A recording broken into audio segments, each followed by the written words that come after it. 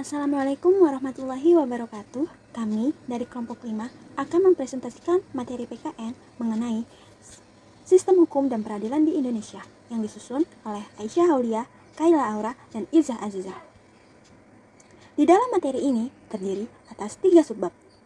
Yang pertama, sistem hukum di Indonesia. Yang kedua, mencermati sistem peradilan di Indonesia. Yang ketiga, menampilkan sikap yang sesuai dengan hukum. Sistem hukum di Indonesia. Hukum adalah aturan, tata tertib, dan kaidah hidup. Di dalam sistem hukum di Indonesia, terdapat unsur yang terdapat dalam hukum, karakteristik hukum, dan tugas hukum. Unsur yang terdapat di dalam hukum. Yang pertama, peraturan mengenai tingkah laku manusia dalam pergaulan masyarakat. Peraturan dibuat dan ditetapkan oleh badan-badan resmi yang berwajib. Yang ketiga, peraturan itu bersifat memaksa. Yang keempat, sanksi terhadap pelanggaran peraturan tersebut adalah tegas. Selanjutnya, karakteristik hukum. Karakteristik hukum ditandai dengan adanya perintah dan larangan.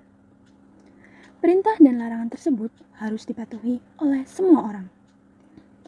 Hukum yang berlaku di masyarakat dan ditaati oleh masyarakat, karena hukum memiliki sifat memaksa dan mengatur.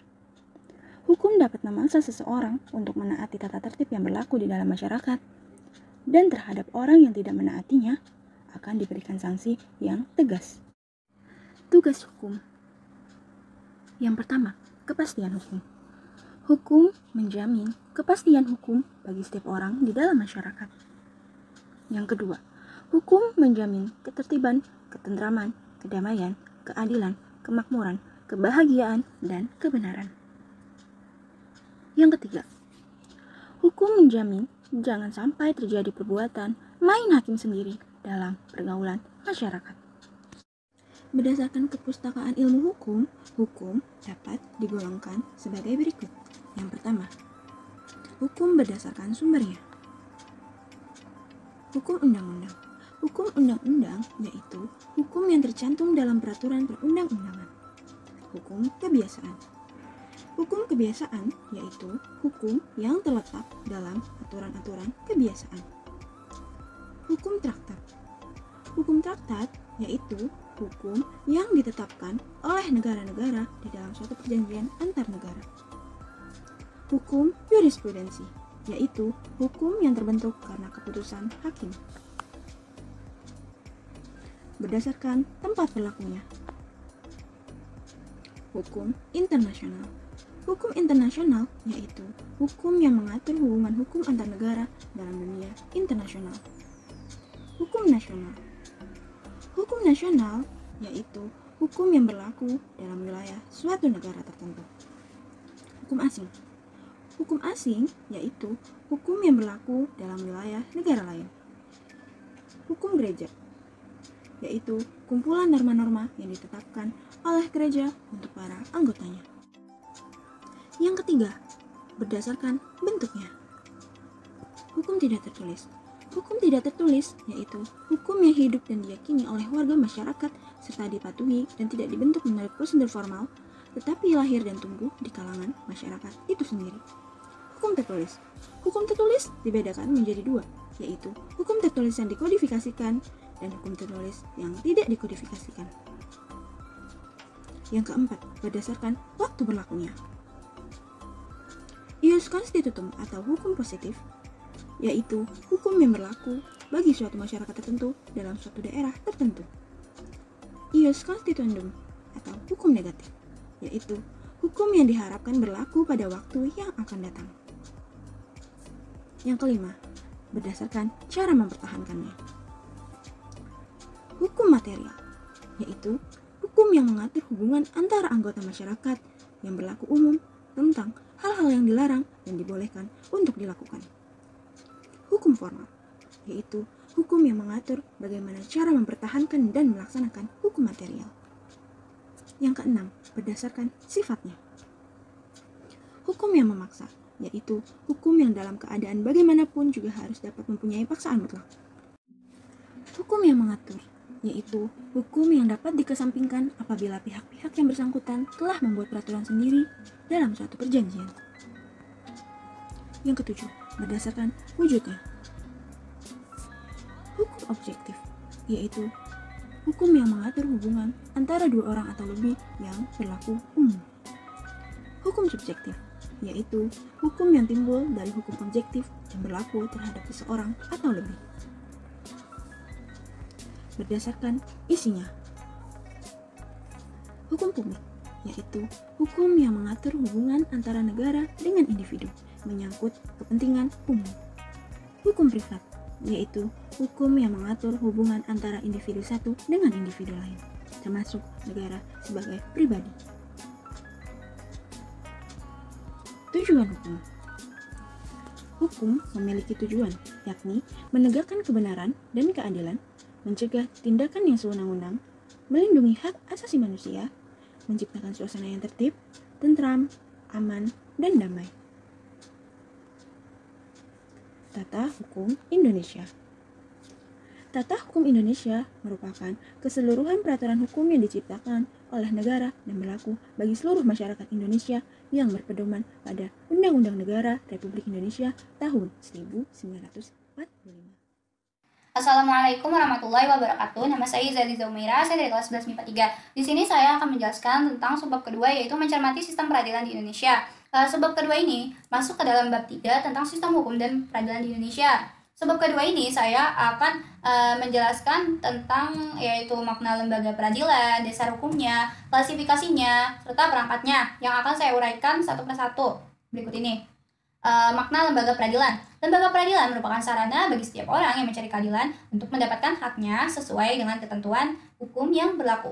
Lembaga peradilan tidak dapat terlepas dari kekuasaan negara. Yang dimaksud kekuasaan negara adalah kekuasaan kehakiman yang dipegang oleh MA atau Mahkamah Agung. Proses peradilan dilaksanakan di sebuah tempat yaitu dinamakan pengadilan. Dengan demikian, peradilan adalah proses mengadili, sedangkan pengadilan adalah sebuah tempat untuk mengadili. Tugasnya mengadili perkara menurut hukum tanpa membeda-bedakan orang. Dasar hukum lembaga peradilan diantaranya Pancasila Sila kelima, UNRI tahun 1945 bab 9 pasal 24 ayat 2 dan 3, URI nomor 3 tahun 1997, UNRI nomor 12 tahun 2002, serta UNRI nomor 24 tahun 2003, dan masih banyak lagi. Klasifikasi lembaga peradilan. Lembaga peradilan dapat diklasifikasikan menjadi lembaga peradilan di bawah MA atau Mahkamah Agung. Lembaga peradilan di bawah MA atau Mahkamah Agung diantaranya pertama, peradilan umum. Peradilan umum meliputi pengadilan negeri, kedudukannya itu di ibu kota kabupaten atau kota. Pengadilan tinggi, kedudukannya di ibu kota provinsi. Yang kedua ada peradilan agama, meliputi pengadilan agama yang kedudukannya di ibu kota kabupaten atau kota. Pengadilan tinggi agama yang kedudukannya di ibu kota provinsi. Yang ketiga ada peradilan militer, meliputi pengadilan militer tinggi, pengadilan militer utama, serta pengadilan militer pertempuran. Yang keempat ada peradilan tata usaha negara, meliputi pengadilan tata usaha negara kedudukannya di ibu kota atau kabupaten, pengadilan tinggi tata usaha negara kedudukannya di ibu kota provinsi. Perangkat lembaga peradilan. Untuk menjalankan tugas dan fungsinya di bidang kekuasaan kehakiman, setiap lembaga peradilan mempunyai alat kelengkapan atau perangkatnya.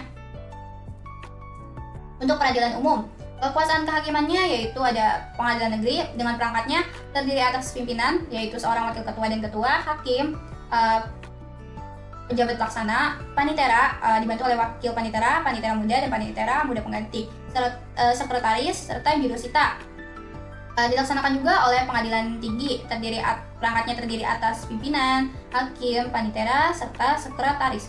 Pengadilan negeri merupakan pengadilan tingkat pertama, sedangkan pengadilan tinggi merupakan pengadilan tingkat banding.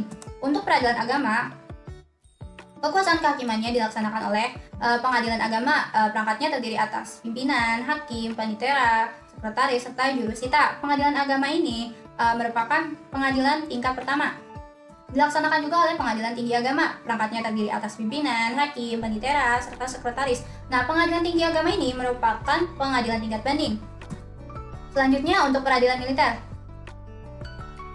Kekuasaan kehakiman peradilan militer dilaksanakan oleh pengadilan militer tinggi, pengadilan militer utama, serta pengadilan militer pertempuran. Dengan perangkatnya dikenal dengan auditorat. Auditorat itu badan di lingkungan TNI yang melakukan kekuasaan pemerintahan negara, di mana auditorat itu terdiri atas auditorat militer tinggi, auditorat jenderal, serta auditorat militer pertempuran. Selanjutnya untuk peradilan tata usaha negara. Uh, Kekuasaan kehakimannya dilaksanakan oleh Pengadilan Tata Usaha Negara dan juga Pengadilan Tinggi Tata Usaha Negara. Pengadilan Tata Usaha Negara perangkatnya terdiri atas pimpinan, hakim, panitera, sekretaris, serta jurusita. Pengadilan Tata Usaha Negara ini termasuk ke dalam pengadilan tingkat pertama. Sedangkan Pengadilan Tinggi Tata Usaha Negara perangkatnya terdiri atas pimpinan, hakim, panitera, serta sekretaris, yang mana pengadilan ini termasuk ke dalam pengadilan tingkat banding. Untuk Mahkamah Konstitusi, jabatannya terdiri dari 9 orang hakim konstitusi yang diajukan masing-masing 3 orang oleh DPR, Presiden, dan Mahkamah Agung, serta ditetapkan dengan keputusan Presiden, dibantu oleh Sekretaris Jenderal dan Kepaniteraan. Jabatannya selama 5 tahun dan dapat dipilih kembali hanya untuk 1 kali masa jabatan. Untuk ketua dan wakil ketua dipilih dari dan oleh hakim konstitusi untuk masa jabatan 3 tahun. Tingkatan lembaga peradilan. Dalam tingkatan lembaga peradilan ditempatkan sesuai dengan peran dan fungsinya.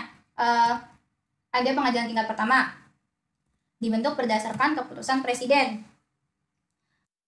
Kekuasaan hukumnya meliputi satu wilayah, kabupaten, atau kota. Fungsinya memeriksa sah atau tidaknya penangkapan atau penahanan yang diajukan tersangka, keluarga, atau kuasanya kepada ketua pengadilan. Wewenangnya memeriksa dan memutuskan sesuai dengan ketentuan yang diatur dalam undang-undang. Ada pengadilan tingkat kedua. Pengadilan tingkat kedua disebut juga pengadilan tinggi yang dibentuk dengan undang-undang. Fungsinya menjadi pimpinan bagi pengadilan-pengadilan negeri di dalam daerah hukumnya, melakukan pengawasan terhadap jalannya peradilan di dalam daerah hukumnya, dan menjaga supaya peradilan itu diselesaikan dengan seksama dan wajar. Mengawasi dan meneliti perbuatan para hakim pengadilan negeri di daerah hukumnya. Memberi teguran, petunjuk, peringatan yang dipandang perlu kepada pengadilan negeri dalam daerah hukumnya. Adapun wewenangnya mengadili perkara yang diputus oleh pengadilan negeri dalam daerah hukumnya, serta memerintahkan pengiriman berkas-berkas perkara dan surat-surat untuk diteliti. Kasasi oleh MA atau Mahkamah Agung.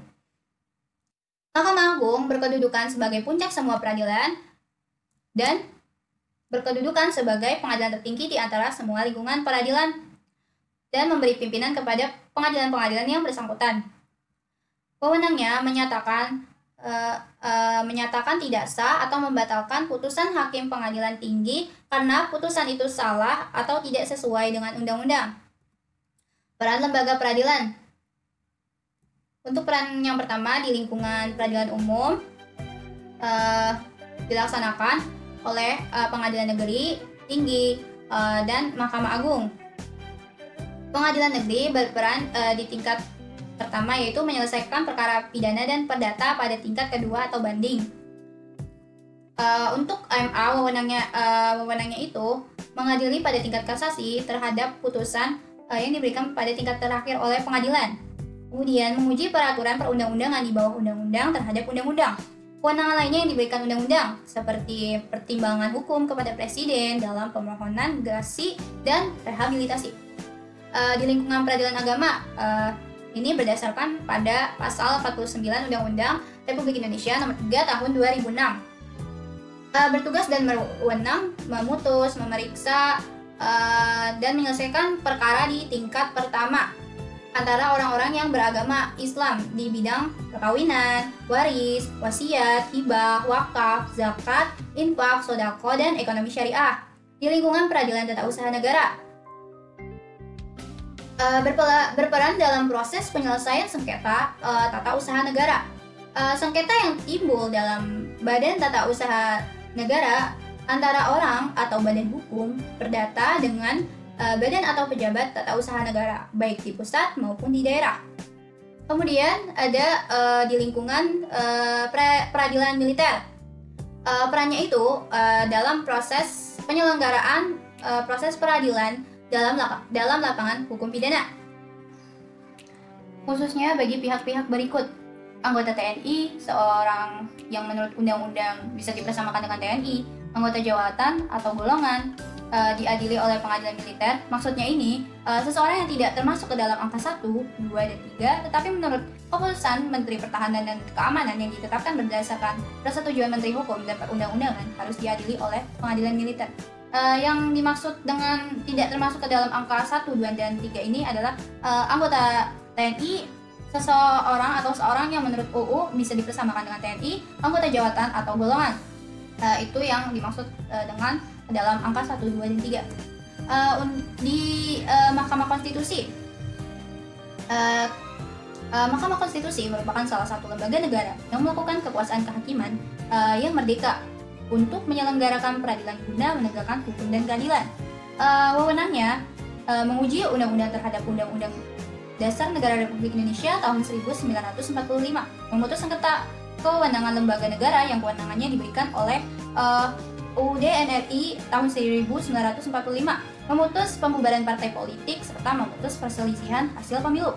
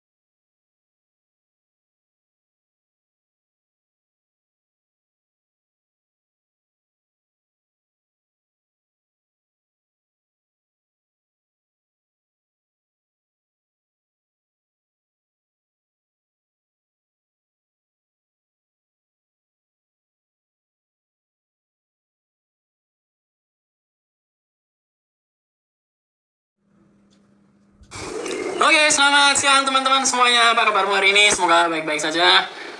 Di sini saya cuma mau sharing sedikit tentang apa yang barusan saya alami, yaitu saya menghadiri sidang kena tilang. Bagi teman-teman yang sudah pernah melakukan sidang tilang, abaikan saja video ini. Yang belum pernah mengalami dan ikut sidang tilang, silakan disimak video ini sampai akhir karena ada beberapa informasi yang perlu kamu ketahui.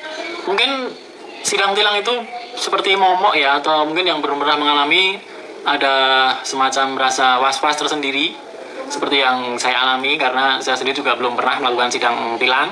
Kalau biasanya ketilang, saya biasanya titip diambilkan. Ceritanya istri saya kena tilang karena dia melanggar marka, kemudian dikasih surat biru, dan beberapa hari kemudian di SMS untuk transfer ke Briva, BRI Virtual Account.